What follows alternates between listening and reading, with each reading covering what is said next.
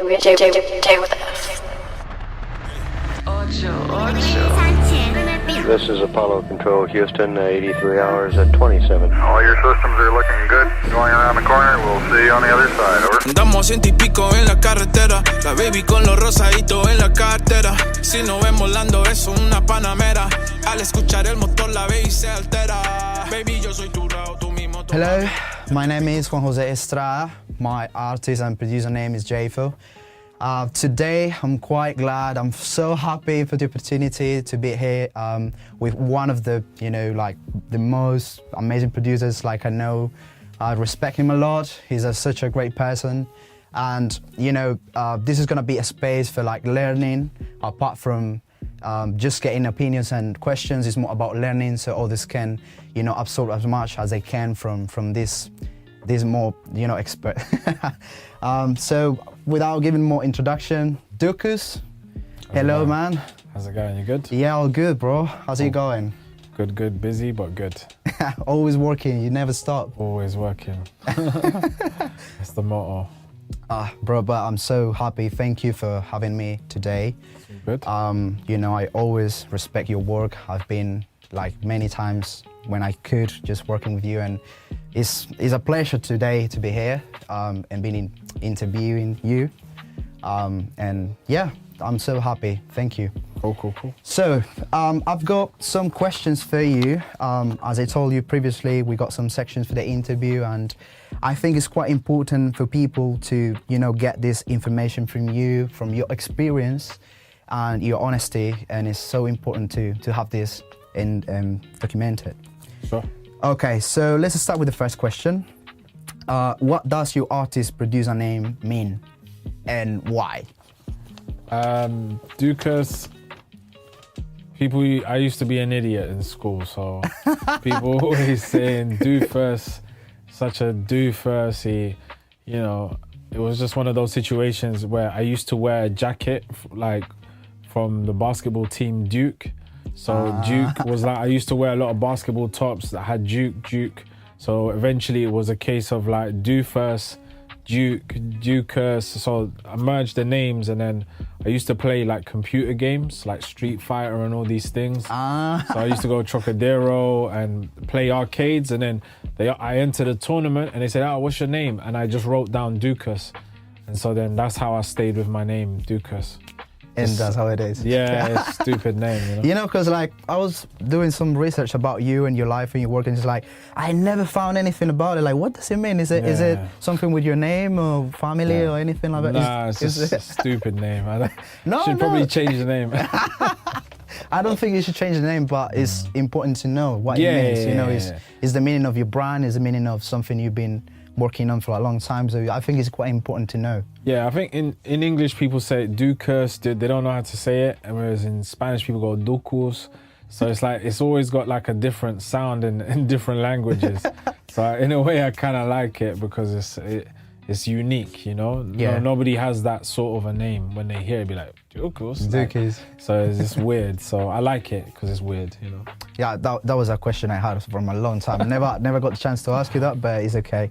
Cool. Thank you. Why did you decide to become a producer and an artist? I know that you got some family background on that, your dad, your mom as well, and you've been growing up with this kind of, context surrounding you. But why to become a producer and an artist? Because obviously some people tend to, take something else, do another kind of studies or anything like that after coming out of school, or I don't know. What is it apart from being a passion, or I don't know? Well, I was playing piano since I was very young, and I would always make up ideas on the piano. And then my friend used to be a rapper, so whenever he used to rap, I used to play piano, make kind of beatboxing, beats, and mess around and record stuff. But then in secondary school is when they had a little studio set up, and my friend used to rap and I used to make the beats, but they weren't that good. I learned how to use Logic and all this stuff there, but it was just a case of I had an idea about how to rap, so I kind of first started rapping, and it wasn't that good. I was terrible. Then I went on to singing and understanding singing because I used to go to church. So when I used to go to church, I learned a lot about singing. I was in the church choir, so I understood a lot about melody, harmonies, where to sing, you know. And then eventually I ended up being like a lead singer in the choir. So that's when I was going to choir, church and all this stuff, but it wasn't for me. But I had the knowledge. So studying piano with my dad from young, being in a choir from young, that helped me understand music a lot. So when it came to like being in school and logic and all this stuff, I could kind of work a little bit fast, the ideas. Then eventually I just started producing myself. I started playing with a band. So it was kind of like rock music, but different kind of alternative music. A lot of shouting, you know, I had a mohawk. Yeah, you know, those I pictures. can't imagine you. Nobody No. can find those pictures, deleted from the internet everywhere. But yeah, like, you know, that's the kind of music. I learned all kinds of music before I started doing the music that people know me for now. So yeah, just wanted to produce myself. I had a lot of good ideas that I kind of wanted to find a way to put those ideas together, you know. Have you ever felt like you were born for it, or like, you know, there was a point in your life where you had to realize, like, you know, I'm not good at anything else. I'm just good at this. Or have you ever thought about it, like, you know? Yeah, no, like I worked in HMV when I was like much younger, like when I was 17 or 18, and it just wasn't for me. Like I could just tell that I was so bored in that job and it just wasn't for me. So when I started really pursuing the music, I started doing like battle rapping and stuff like this. So I learned how to rap and I would go and battle people on stage, that whole thing. And while I was doing all of this and making songs with a lot of people in that scene, a record label, some producers noticed me and my friend and they wanted to sign us. So we was always around studios learning from a lot of good producers, a lot of people. But while I was in those studios is when I learned the most about music and how to go about doing stuff in the industry. So from when I was 18, I didn't really have any other jobs. I got signed to a label when I was 18. Things didn't go so great. They were all right for maybe a year or two. Then things went really bad, but I made quite a bit of money. I wrote a song for Craig David. I didn't get any royalties, but they gave me a lot of money up front. So at a young age, I kind of got myself in these situations that made me think, damn, you know, I can do this. And stopped doing music for a little bit. But then again, you know, I got back to the music, you know, like producing and doing stuff with people to the point where, you know, I realized, you know what, if I do this properly, I could actually record people, engineer people, because I understood so many things while I was working in the studios I was working at. So it just became a natural transition where the place where I was living, I set up a little home studio. And yeah, I never went to university or anything like that. It was just a case of, I just knew I had to do music, you know? I read that you basically started your business around 2011. Is that right? 2011, no. No, I would say I just started in 2013 is when I got my first opportunity in the industry. Okay. So 2011, I had a little home studio. Okay. And it got burgled. So like they stole all my equipment, all my stuff. Yeah. So I wanted to give up. I was just like, so frustrating, man. Yeah, like, jeez. all my music, I didn't back it up. I had 2 laptops, 2 MacBook Pros. They stole it and I was just like, I want to give up music. I don't want to do music.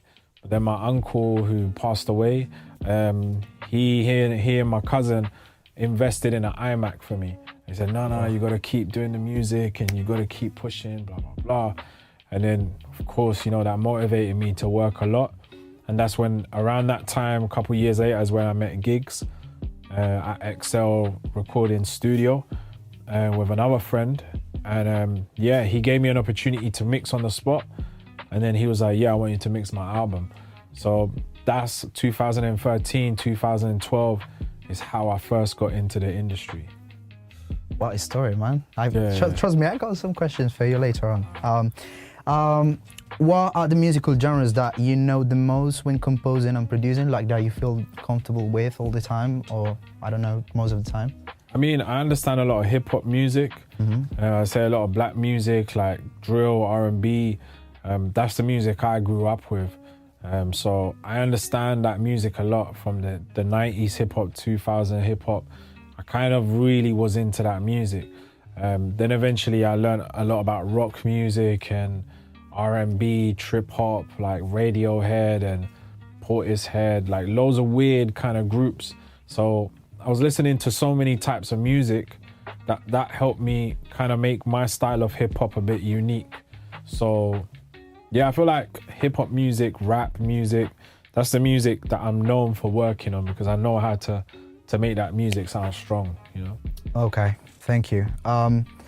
What type of music would you like to learn more about? Like, you know, like sometimes you get a client or someone like, can you just produce this for me? And you're like, I would really like to learn how to do that. Like, what type of genre of music? I think bachata is like one of the musics that I would really like to understand how to do properly. Because I know how to play guitar, but just a little bit. I'm not the greatest at guitar. Piano, I can play anything. But like, with guitar, it's such a unique sound. And obviously you need the guitar for bachata. So it's like without it, it's very tough to make a bachata. So that's one music I would like to learn how to do. Like I've not produced a bachata yet. Okay. So that's one area of music that I see myself doing at some point. Like, would you be able, like, open to, like, for example, I should just show you one of the songs I've been working on with Código Oficial, the guys from Bachata. And like, if you really want to come and have a look in like how they do it, because he explained me a lot. He knows a lot of the techniques in the guitar, like El Mojao and all that stuff is like Requinto is like, it's like what? Yeah, I mean, like you understand it from like inside, you know, like consciously. Sometimes you can understand it because of the rhythm of it. You grew up with a Latino family, and you know how it is. But in terms of like understanding the patterns, the the percussive stuff, you know, it's. Yeah, it's because I studied dance as well, so I used to dance. Oh. So I used to go bachata classes, salsa classes, all this stuff. And bachata, I studied a lot of bachata, like sensual bachata, Dominican bachata. So I learned all these styles, and obviously you have to listen to the music. So the Dominican bachata was the vibe I really liked. Then I learned a lot about sensual bachata, and then a lot of the sensual bachata, they would make a lot of mashups, like remixes of popular songs with the bachata. So I was like, how are they doing this so it sounds somehow in a bachata way? So obviously that stuff I found really interesting at the time. Obviously I stopped dancing because I had to focus on the music. No, absolutely. The next one is, how would you describe your music? What is your audience target? Like, if you could give an identity, a name or something like to describe your music, what would it be? Like, what the words? I think it's a bit of reggaeton mixed with maybe Latin trap with a bit like Spanglish, because obviously I'm born in London, so I'm kind of from here, but my parents are Colombian. So when I went to Medellin, I just realized I need to be making this music. And I only started dropping music in Spanish in 2018. So 2018 is when I dropped my first song called Talking Spanish. It's a very basic song, you know what I mean? It's so basic, like, it's really bad for me anyway. I listened to that song, I'm like, damn, like, so basic. Talking Spanish, like, okay. But then that's what started the whole wave. So I just wanted to make something like French Montana and Sway Lee. Okay. What's that song called? Unforgettable or Unforgettable, yeah. I think that song. So for me, I wanted that vibe, that rhythm. I just really liked that sound. So I was like, I need to make something like this, but with the Latin vibe, you know? So yeah, I did it, used a bit of English, a bit of Spanish, and then obviously I needed to get better. And then obviously I went to Colombia more, I shot a couple videos in Colombia, started doing more reggaeton. So I'd say it's a Latin trap hybrid of reggaeton mixed with a bit of English, a bit of Spanish, you know? You know what, I think like, it's something quite unique that it happens, because if you think about it, geographically speaking, when you were born like in England and you got this kind of influences from Latin, like it becomes a mix and it becomes something unique with an identity. So it's like Puerto Rico sounds like Puerto Rico, Colombia sounds like Colombia, and like somehow it just develops to a product where it's absolutely unique. No, you're right. Yeah. And it just feels unique. It just because I mean I like your music because of that. It's because it's like you. Yeah, it sounds like a bit more. I can't tell like, oh, he sounds like, oh, he's got the type bit like, no, I can't really tell. So that's great, that's unique. Now let's jump into the section 2. I think this is like the most important part of the interview, is what the most information is gonna come up. If you don't get any of the questions or something like that, you just tell me and we can follow. Okay, so first one, what are the most important factors to have present when starting to work with an artist? I think you got to be very open-minded.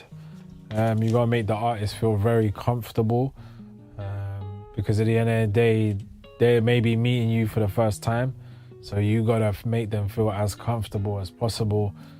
So being open-minded to their ideas, how they work, you know, maybe they want some privacy before they warm up, or maybe they want auto-tune on their vocals or effects while they're singing. And just being able to give the artist the experience when you're working with them. So I think that's like one of the main things, is making an artist feel as comfortable as possible, I would say. Okay. How do you know when an artist is following the right or wrong direction musically, and that they're not trying to force themselves through a musical genre that does not fit with the identity, tonality, or performance? I think identity or direction, or what the musicality, I think that's a bit more specific. So in a way, that's something that they probably would know more about. But when it comes to like maybe musicality and helping them with the tone of their voice or how to approach a recording, that's where I feel I would come in. But if someone has a musical direction, I'm never going to tell them, you shouldn't make that sort of music, this is not for you. You know what I'm saying? Okay. But maybe I could advise them and say, do you know what, that feels a bit too high for your vocal.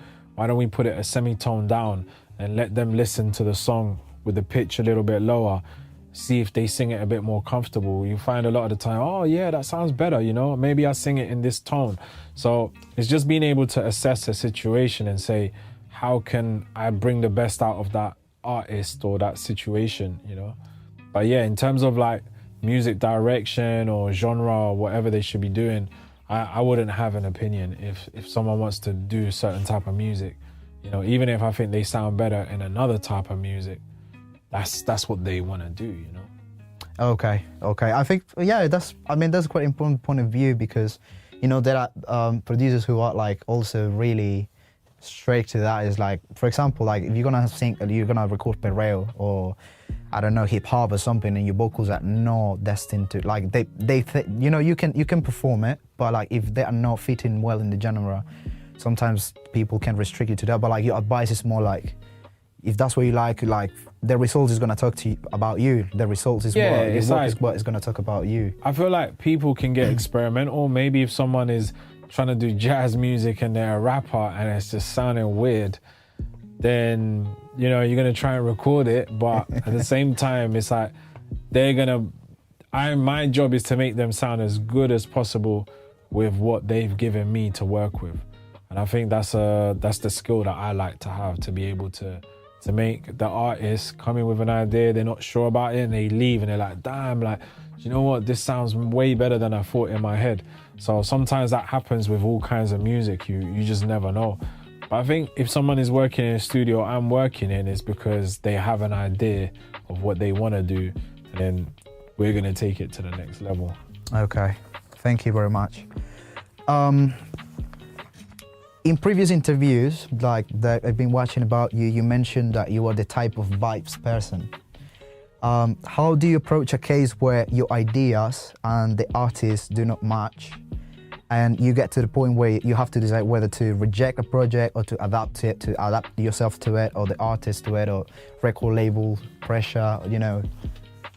I mean, sometimes there's a lot of sessions where someone's booked maybe 5-7 hours and the ideas are just not happening. So it can happen a lot of the time where a lot of artists, they don't know what they're doing. So it's happened. They've listened to music for the whole session and they don't want to record anything. So sometimes it can happen, you know, and I'm still gonna get paid anyway. But then at the same time, it's like you cannot force someone to work on ideas and the ideas are not happening. So in a way, it's like you just have to adapt to the situation and be like, oh, why don't we just go for a walk, or let's go for a drink, or, you know, let's order some food, just relax. Let's go back to that beat again. Let's try attack it again. No, I don't really feel like this is for me right now. I don't know what it is.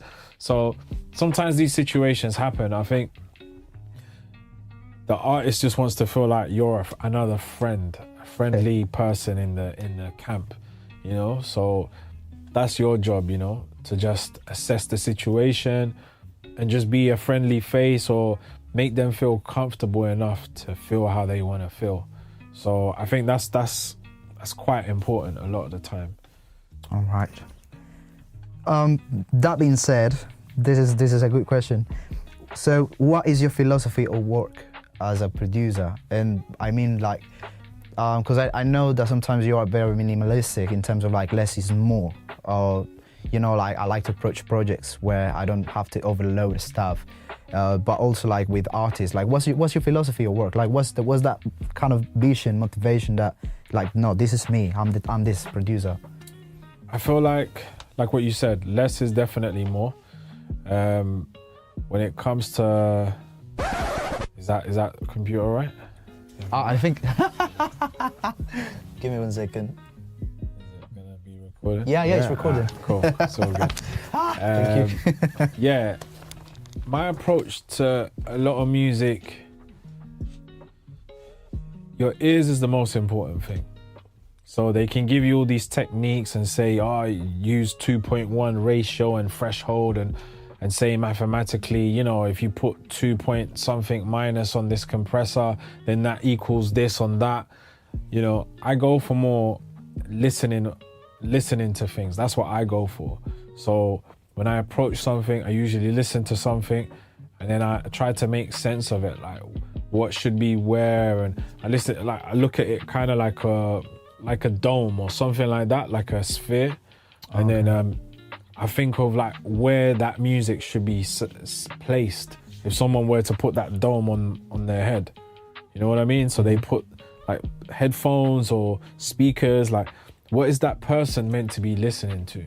So that's kind of the approach I go for, is where things should be in a mix. So I don't even think, oh, okay, I'm gonna use this for this, and I'm gonna use this for this and this for that. It's gonna be a case of like listening to something, and sometimes I might not even put that many effects on vocals or sounds. I just kind of balance things out first. Then if I need to put effects on something, then I will put effects on it. So I do have a lot of less is more approach. Sometimes a label or an artist might be like, oh, can I have a look at the mix? And be like, what? Is that all you done to it?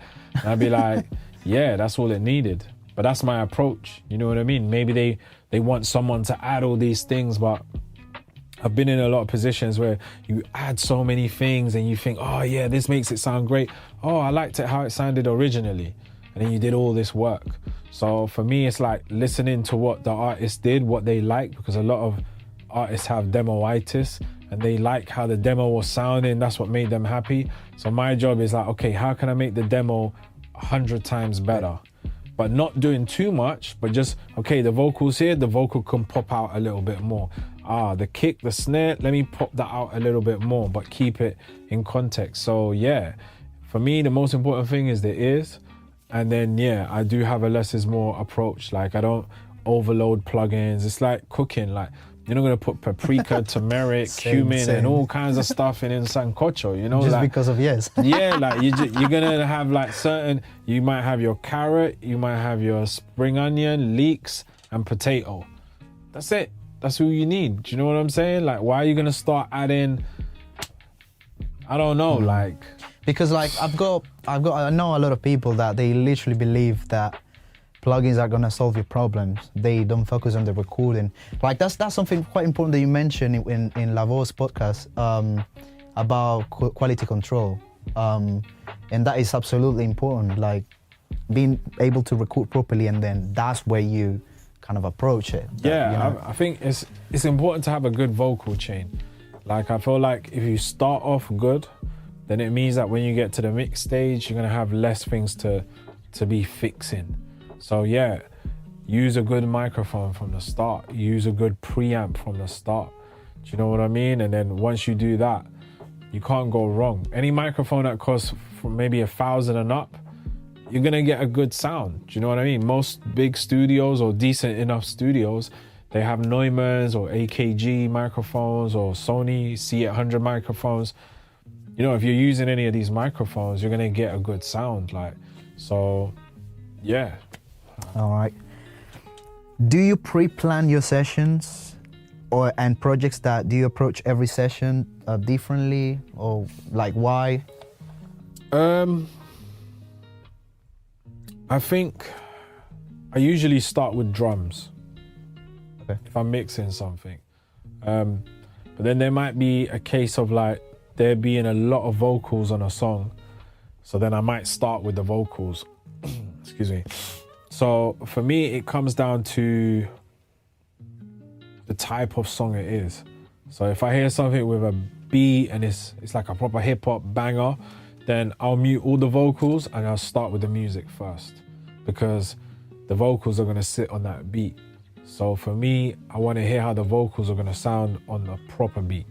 So yeah, sometimes I do start like that. But when it comes to like maybe recording, I might have some templates and I listen to some, because I've recorded so many artists, I have so many templates of vocals, plugins that, you know, that I would have for somebody. So if I'm working with, let's say Fredo, or I'm working with Giggs, and then someone comes in the studio, they got a similar voice, I use those settings and then I change the settings a little bit for that artist. I mean, I've worked with Central C, for example. If somebody has his type of voice, they got that sort of sound in their voice, then I'm going to use those settings and then tweak them a little bit, you know. But yeah, a lot of the time people start from scratch, okay, EQ and you know, they do what they're doing. I've got so many good presets that I just kind of pick. I need to work fast sometimes, you know. Keep consistency as well. Yeah. So, I mean, I don't have like templates where like I throw in sounds and then everything's already mixed. No, I don't do that. Like I kind of mix as I go along. So yeah. Yeah, that's something that Michael Brower does a lot. Like he's got his desk and everything set up in a way that it just throws audio in and it just works. It just works. So, but I think that, you know, is a different philosophy of work. But at the end of the day, it's about what you know. It's about what you're confident about. So I think that's something that artists and producers should learn about. Like, get to know your equipment, get to know what you're using, and just keep going with it. Like the consistency. Thank you for that. You probably mentioned this before, but like, do you think having a closer connection with an artist outside your workplace creates a more personal or concrete workflow when understanding new ideas or projects? Like, do you think the studio is only the place to share that, or? I think it helps to a certain degree. Obviously, they're going to be more comfortable with you, but a lot of the artists I work with, I only work with them in the studio. I don't really hang out with them or nothing like that outside of the studio. So usually, because we work quite a lot and all the time, we end up forming friendships in the studio. So a lot of the times we're not recording, we might be talking about foolishness or, you know, listening to video. Oh, you heard this song? Wow, I'm not sure about this song. And you know what I'm saying? So you end up having a relationship with a lot of the artists in the studio anyway. But, you know, I feel like when I'm outside of the studio, I like to have me time, and, you know, I'm not working. So I'd rather be at home watching a TV show or listening to a podcast or something, you know. Okay, it's like more like just workplace, home, me. It's like that. Yeah, because I'm constantly working, so I'm constantly with people all the time. Like every day I'm working with different people. So when I'm not working, I need that me time, you know? No, that's great. That's great to know, because like some people might think like, but nah, and you know what I mean? Like people get like that sometimes, and because obviously there are other producers who really like been working with people from the scratch, and it's like years and years, and they keep going. And no, like I've worked with loads of artists for many years. Like I've been working with like Nux, who's like an artist who's really blowing up right now, but I've been working with him for about 5-6 years. So from his first project, second, third project, I've been there the whole way. I've gone to his shows, you know, I've been there when he's started projects to like, you know, him winning the Mobos, and now he's touring Australia. So I have a part in that process. So yeah, we understand each other. He can call me up whenever he wants to call me up, and we have that sort of relationship, but a lot of it is based on music, you know? And that's what his main thing is, being an artist. And my main job is making sure he sounds good as an artist. So yeah, it's like a relationship anyway, you know? Okay. You probably answered this. Like, what is the best way to develop an artist from scratch when they are beginning to discover a musical identity, a sound signature, that uniqueness that separates them from everybody else? Like, as you mentioned before, some people already have like their own style, and that you don't like to obviously impose them stuff. But like, what's the best way, apart from like being open-minded, like what's the best way to develop them from scratch? Like, they don't know what direction they're in. They really want to discover themselves. They don't know what's the best way as a producer to start like giving them a direction. You start off with the music they like listening to. So listen to the music they're listening to, what's on their playlists all the time. What sort of music can you picture yourself doing? That's what I usually will ask an artist. What's your favorite songs? Like, what song do you wish you could be on? And then based on that, you kind of start making that sort of music, you know? And the first song that an artist might do, maybe after 5-6 songs, they're like, oh, I hate that song. You know, it's not the song they want to be doing or showing to anybody. So they need to develop, you know? It's like someone who starts drawing, the first drawing's the first drawing. And once they've done 5 or 10 drawings, they're gonna get a better idea of how they're drawing, what techniques they have, what colors they like using. You know, maybe they don't like using colors, and maybe that artist becomes a black and white artist, you know what I mean? That's so just their thing, yeah. That's their thing. So you need to work on several songs so that people can get an idea of what they like doing, you know? So sometimes it will take a while. So yeah, I work on about 5 or 10 songs, you know? Okay.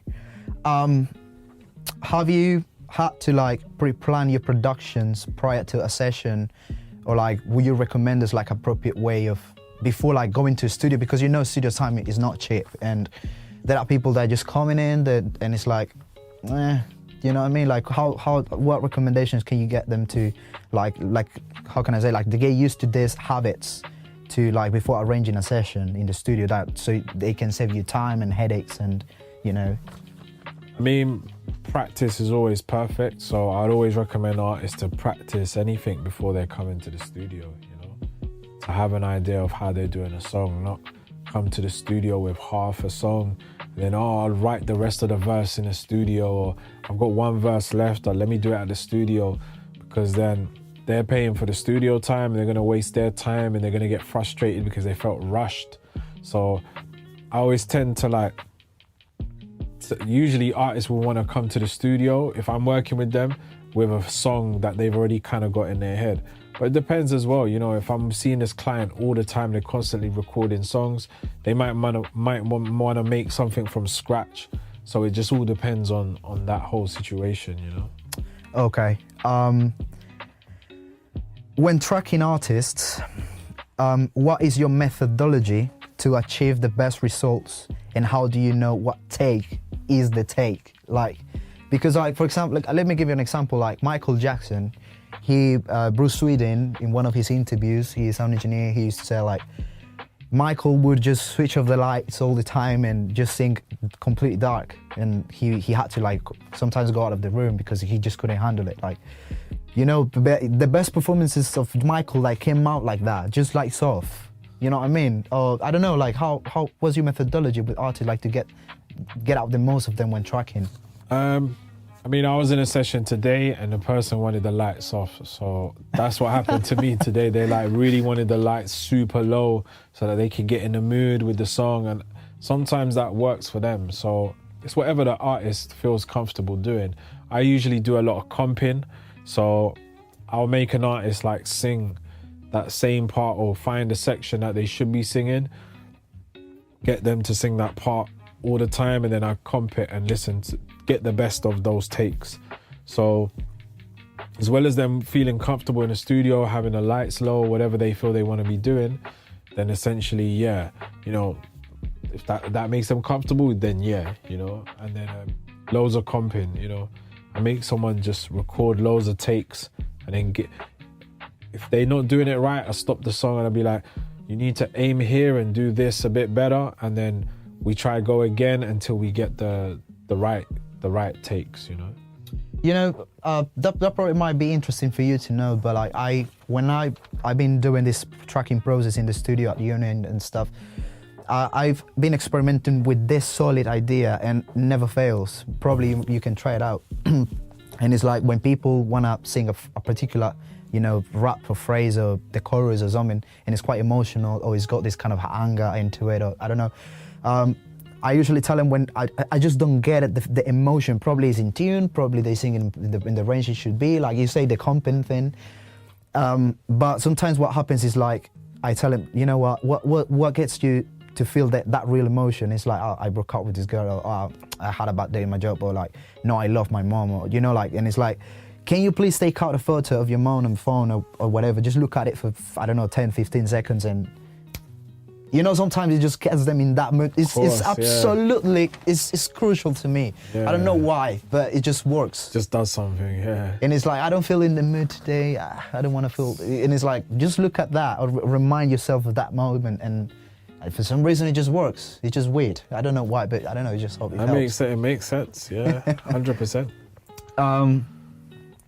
How likely do you suggest artists to learn about recording themselves to create demos?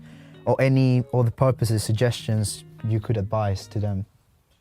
Again, make sure you have a decent home set up. You don't need nothing crazy expensive, but you know, if you've got a laptop, have a MacBook Pro. Doesn't have to be the latest one.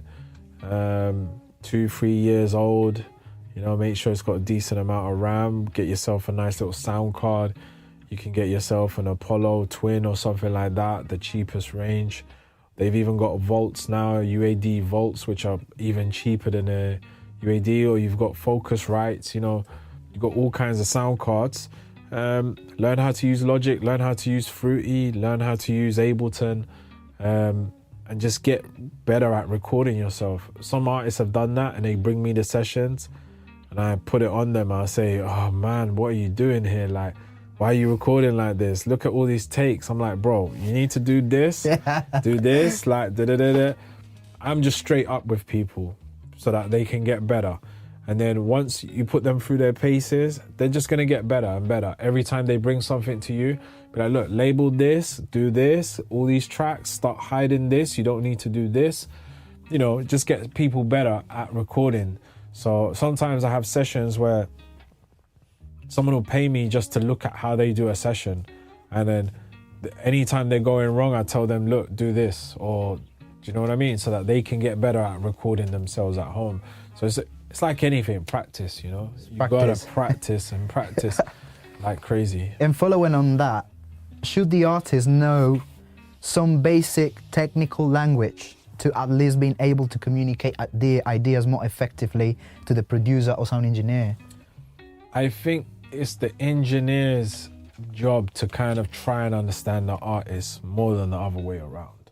Okay. So, you know, sometimes an artist is not going to know what a high cut is and be like, oh, I don't know how to explain it. The amount of times us as engineers or producers said, oh, I want to do this, but I don't know how to explain it.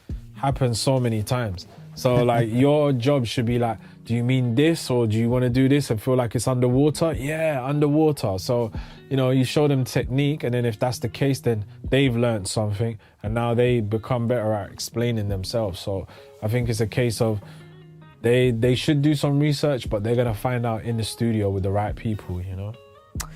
Have you had to work stuck on to a brief or compulsory instructions?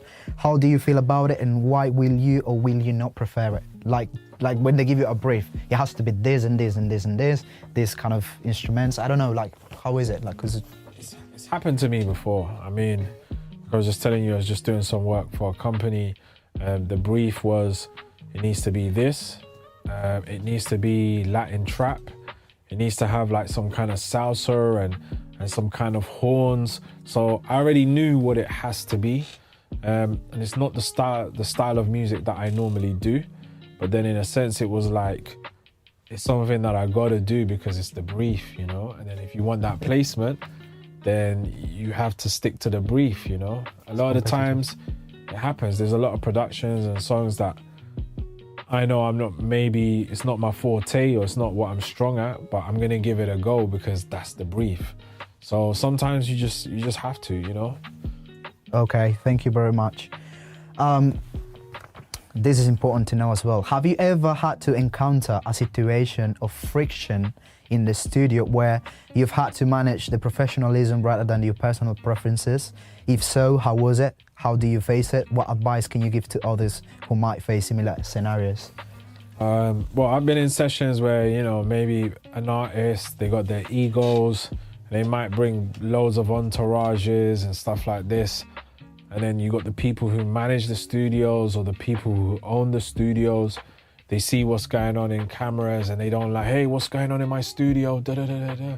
They need to get out of there. So it's like, it's how you damage control in a lot of situations, you know? So I feel like even though I'm in a situation where a studio session's getting out of control, maybe someone's getting too drunk or something like that, usually I'll speak with the best friends or the people that are really looking out for them and say, hey, look, man, he's a little bit drunk. Maybe you should get him in a cab home or something like that, you know, because people are starting to, you know, or maybe it's a case of like people are just leaving mess everywhere. They're not. It's like it's not a studio session anymore. It's a party or something like this. Yeah. So sometimes these things can happen. So where you can get mad and get angry, but that's not going to stop the party. You know what I'm saying? So it's like, not saying you should join in the party, but at the same time, it's like knowing to be a part of a situation and not maybe be the bad guy in the situation. Everybody has to leave, and then, you know what I'm saying, and make the situation more awkward. It's a case of like, you have to know how to react in every situation. And sometimes you being professional and dealing with it the right way, that will go back to management, that will go back to the record label, and then they'll be like, oh, do you know what? He really was a cool engineer, or he was a cool producer. Oh man, he looked out for us, you know what I'm saying? So it just depends on how you're gonna be in a situation, you know? You know, I never thought about it in that way, because, you know, there are people that, or they can just whisper something on the microphone about, yeah, let's take that. You know what I mean? And it's that type of situation when you have to like encounter it, and it's like, I know. Okay, just getting to the last questions. Sure. What do you think about record labels? Is it a viable option to still consider? Any advice for new artists, contracts and that stuff from your experience? I think a record label can help in so many situations, and it works for different people in different ways. Like for me, I was in a label situation and it didn't work for me twice. So it's definitely not for me from what I've seen, but it works out for so many other people, you know? Maybe a publishing deal works better rather than an actual record deal. So it depends on the artist, depends what you want to do as a producer, as an artist. If you're an artist and you really want to get into the pop world, or you have a certain look, maybe a label could take you even further in your career. But I feel like there's so much you can do independently without a label anyway.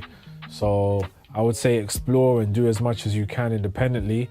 And then once you get to a certain level, labels are going to come knocking anyway. So it's a case of like, labels are important to a certain degree, and it's good to have a good relationship with labels.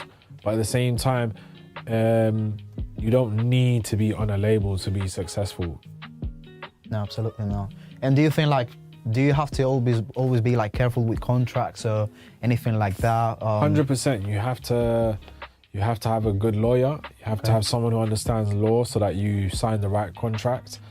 I've made mistakes before, and then it's taken me ages to come out of a contract because I didn't look at one detail. And you think you're looking for the right things. It's like, you know, you go for a picnic or you go to the beach and I've got everything. I bought drinks, and then you get to the beach and like, I forgot this. You know what I'm saying? So contracts can be a little bit like that.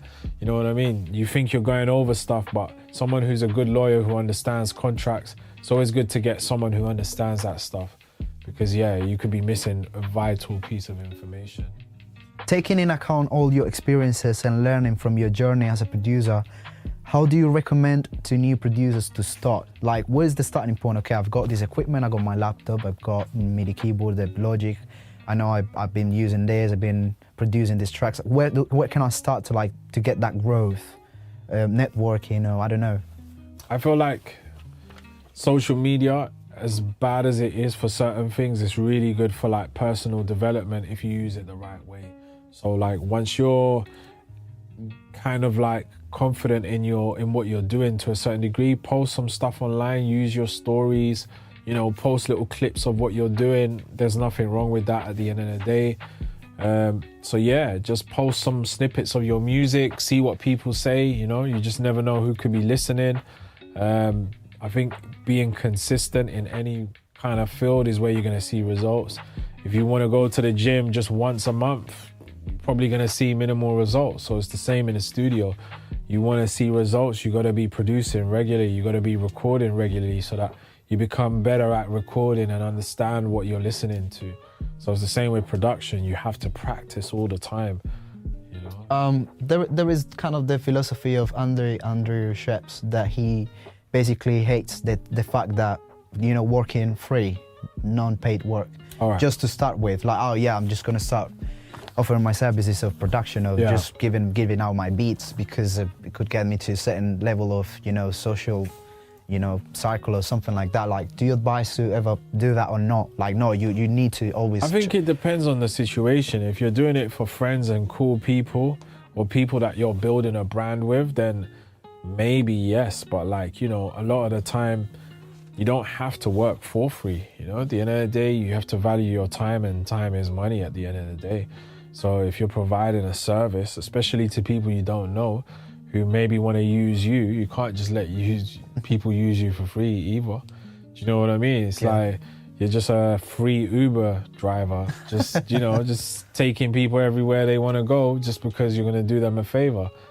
They're not even going to give you the petrol money and nothing, and they want you to drive you, and they want you to drive them an hour away. So it's the same with the music. Like, I feel like if you're working on a product and it's good enough, then why not charge for it, you know?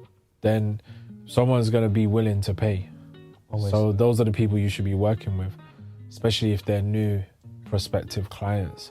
Same time though, if you get the opportunity to work with Drake, you're not going to say, hey, Drake, I want 2,000. Get the hell out of here. And then he doesn't even use your beat. You know, whereas you could have worked with Drake for free, and then that song is going to get you thousands of other jobs because you worked with Drake. So it's judging the situation and seeing where it makes sense to work with someone for free. Do you know what I'm saying? So if it makes sense, then yeah, do it. But if it's someone who's getting 76 views on YouTube, they don't even get 100 streams on Spotify, and now you're going to give them free music so nobody listens to it? Make them pay for that. The other day, I found out one of your tracks in Entrevías, the Netflix series. I literally typed that to you. I was like, no way. Yeah. And I've been talking to my colleagues, my brothers, and then they've been like, how did he do it? Like, what's the steps that you should take to get to that level of, like, you know, sync and stuff and sending music to libraries? Do you think that is only for streaming that you should be worried about? Is it only streaming, or should you just work as well for like library stuff and sync? 100%. Like, try and get some library stuff sorted, you know. You can find out the companies that are syncing the stuff, find out who are the best sync companies. try and set up a meeting with somebody at these sync companies and play them your music and say, hey, look, I've got a bunch of music. I've heard this stuff in this series. I believe I've got this style of music myself. So, you know, how about, you know, you use 5 of my songs, negotiate something for those songs, because those contracts, those people get paid a lot of money for using those songs. So there's little deals that you can make from those songs. Once you work your way up, you can charge more, and then eventually, you know, you're gonna get royalties from all of this stuff. You know, sometimes it takes a while. I only just started seeing royalties now from a lot of those songs. Okay. So, you know, Entre Vías came out just last year, isn't it? So I'm not gonna see any of those royalties till probably this year or next year. Do you see what I mean? Okay. So you gotta keep pushing and get people to listen to your music, because whenever they use it, you know, it's going to be a good thing for you later on down the line. So imagine you got 50, 100 songs in series and all this stuff. Those royalties are going to take time, but they're going to come at some point, you know. So I definitely recommend pitching your music to sync libraries and seeing what can be done, you know. Are there like filters in terms of like getting to these people? Like obviously I've heard of people like just go to LinkedIn, get your LinkedIn properly, CV and stuff, and then that's the way you get to them. It's a good way as well. Yeah, definitely. Is that the only way, or do you think it's like not the only way? Okay. Find people's emails, go on Twitter, like go on Facebook, find out where these people are. You know, it's like I'm cool with the people at Sony, the finance people. I find out where they hang out and stuff like that. You get to know them, and then they might introduce you to someone who might know somebody who needs a certain type of a job. You know, that's how a lot of jobs I've gotten, is because I'm cool with the people at the studios, and they say, hey, I know somebody who knows somebody, and then they listen to your stuff and, hey, if you got anything, just send something over, because you kept that relationship cool. So LinkedIn's not the only place, but just make use of all the socials and stuff like that. Okay. So just to finish, I've got some quotes by yourself. Okay. And I want to read them out loud because I think it's important. It's like highlights. Okay. You know, I don't know, you know, I've done my homework. Like, Okay. So this is what you said to DJ Dub, like it was an interview during the pandemic. Okay. And I just thought like, wow, that's good. I want to be able to make music and not to think too much like, okay, I've got to make a radio-friendly trap. That gotta work in the clubs. Like this DJ will play it. That kind of stuff. Like that was a good kind of phrase I got from that interview, because like is you saying, I'm not making music because I'm aiming to just be mainstream. It's because you know, I like to make music and I feel this about it. Like, what do you think, like the vibes, or do you think like you should always think about as well what's the marketing, what's happening in now? I don't know. I think obviously you want to feel current to a certain degree. So you're not going to make just music you're going to listen to yourself. But at the same time, you should make what you want to make as well. If you have a certain style of music you want to make and you're passionate about it, you should be passionate about it. Don't just think, oh, what can we make just for the club? Or what should we, if you like the club and you like hearing music in the club, oh, I'd love this type of song to play in the club, then that's a good thing. But rather than say, oh, we need to make a song like Bad Bunny's song, we need to make another Titi Me Preguntó like type of song, then you're just going to copy the song and do what he done because he done it. It's like, you got to do things because you want to do them. Like if you want to make a song for the clubs, because when you go to the club, like, I'd love to have that feeling of my song playing in a club, then make that song for the club. You know what I'm saying? So do the things you want to do because you want to do them, not because someone else did it and now you want to do it. I think that's kind of more my mentality. That's basically the phrase you said. I'm trying to make music that's truthful to me. Yeah, I think it's important you make music that's true to you, because at the end of the day, it's like, you got to live with it. Once you put it out there, you got to live with it. You know what I'm saying?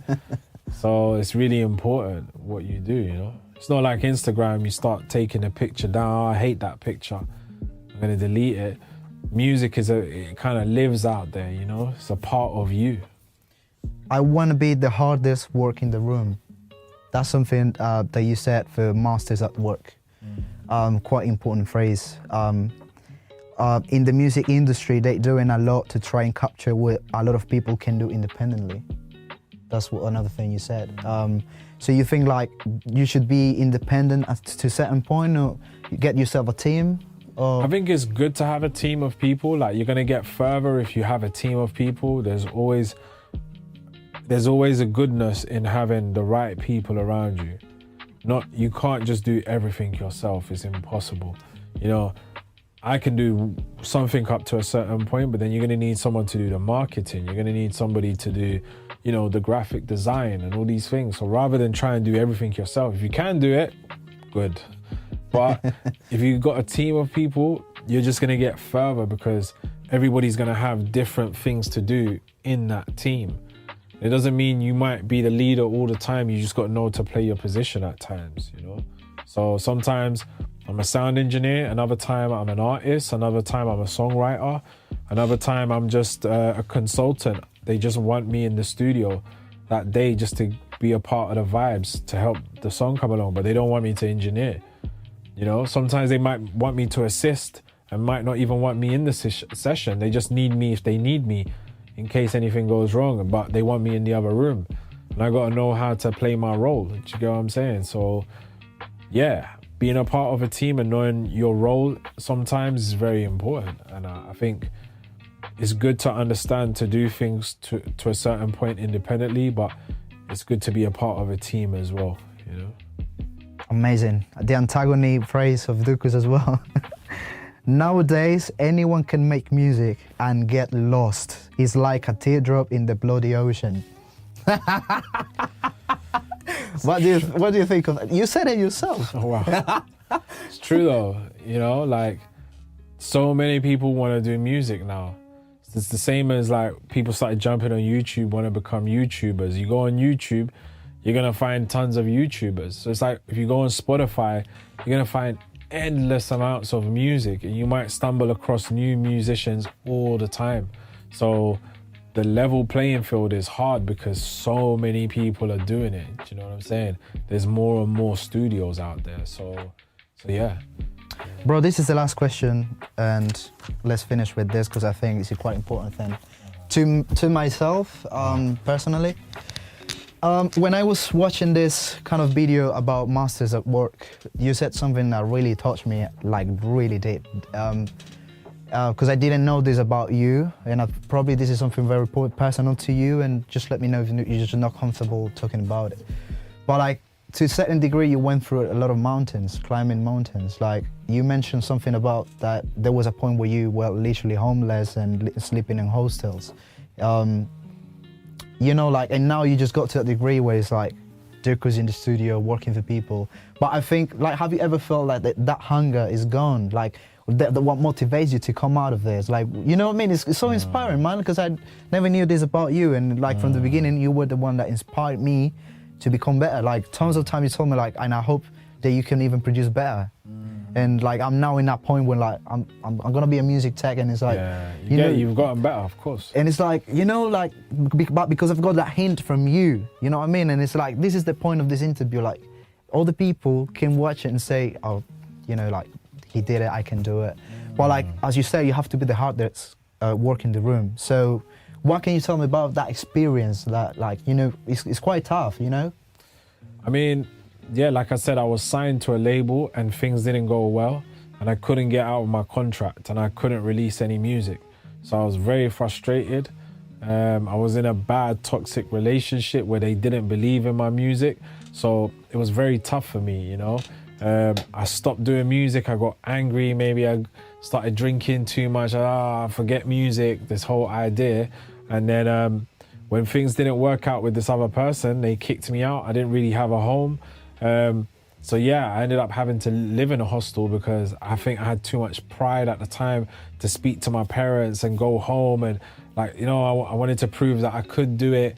And then maybe I was in a little bit of a limbo for like, I don't know, good 2, 3, 4 years or something like that, just trying to get up out of that pit. And then when I started getting like my apartment, I got a little studio flat, then I got an apartment. I managed to get this iMac that my uncle gave me. It was like, okay, you know, I can actually do this. I can actually work on music and people like the music. So I don't know, that hunger, it stays. Like sometimes you have ups and you have downs, like all the time. Like I was literally having a great Valentine's Day. I came out of the hotel and I crashed my car. So it's like, you know, just spent all this money on Valentine's and then now I've crashed my... Do you know what I'm saying? But it's not the end of the world. You know what I'm saying? My car's all right. I can still drive. I can fix that at another time. So things just happen, you know, and now I need the hunger to get the money to fix the car.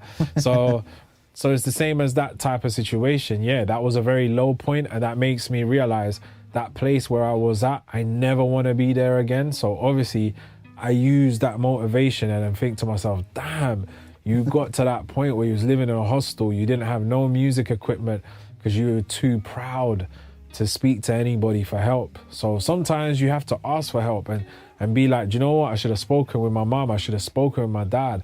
And maybe I wouldn't have been in a hostel. Do you know what I'm saying? So, but those are little things that you have to learn, you know?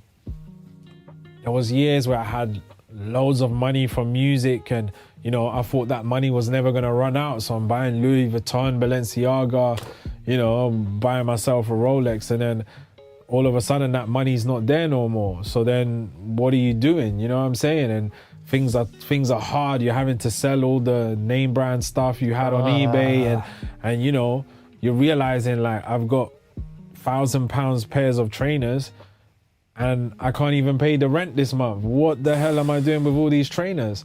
So, you know, that's happened to me before, and I've realized to myself, do you know what? I need to value certain things much more, you know? So it's always up and down. You're always going to have hunger to be in better positions, and you have to keep that motivation because that's the only way you can be on top, you know? Man, thank you. Like, I always wanted to know about this, and I think it's important for people to know, because some people say, oh, he's working in that studio for this certain record labels, and it's like, you know, they don't know anything about like what you've been through. Like, you're really hard to work it out. And it's quite tough. It's not easy. No, it's not easy. Like, I mean, there's loads of situations where, you know, you might have loads of jobs this year. Like, I was in a position where I was working with maybe 3-4 signed artists, and they're paying amazing money to work per song. You know, I'm working on 40, 50, 60 songs a year, and they're paying 1,000, 1,500, 2,000 per song to work on those songs. So yeah, you know, every month you're seeing money. You know what I'm saying? You're thinking this money's never gonna run out. But the artist just got dropped.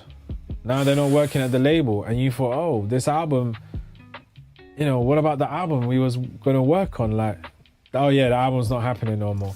Then another artist who he's working with, they got dropped. So now 2 artists got dropped, and maybe you're gonna miss out on 40, 50,000 pounds now. And whoa, I thought, you know what I'm saying? Then it's like this project that you thought you was gonna work on, you know, somehow your manager, their manager, they couldn't negotiate. Now you don't have that project. But that project was about 15 grand. Like, you know, that project, you know. And they say, yeah, the project's not happening no more. Yeah, we couldn't agree on a price. But like, why didn't anybody speak with me? So sometimes these situations happen. So it's like you have really good years where things are really happening, and then you just got to be ready to work. And when an opportunity comes, you just got to be ready, you know. And some years are better than other years. You know, this person might be the go-to engineer, producer this year, and then another year it's you. Then another year somebody else. So you just got to be consistent. You got to be ready when it's your time. You can't take too many things personal, because if you do, it's going to be mad all the time, you know? So yeah. Dukus, thank you very much for this interview. I'm so happy, like, you learn a lot. I think the guys learned a lot, thanks to my friends who are always out there to support me. Like, literally, they've been with me since the morning, carrying out stuff from my uni back home. You know, el almuerzo, mi mamá, let's get this done, coming back here. It's like, you know, it's such a great thing to have as well, like friends and people to count on. And I'm so happy, bro. Like, thank you very much. I always give you the respect, and I'm always aiming to get better, to the point, like, you tell, like, this guy is good. This guy's good there. It's all good, man. Thank you. Thank you, Dukus. Nice one, Jeff. El DJ la excitó y la música se paró. Wow, wow, y cuando eso rebotó, ahí me di cuenta que es bando de rap como yo. And I leave it weak like Bambi. I could tell the way she done, she really want me. Yeah. Loquita pero tranqui, y en el carro se quitó los panties. And I leave it weak like Bambi. I could tell the way she done, she really want me. Yeah. Loquita pero tranqui, y en el carro se quitó los panties. Yo no sé qué me pasó.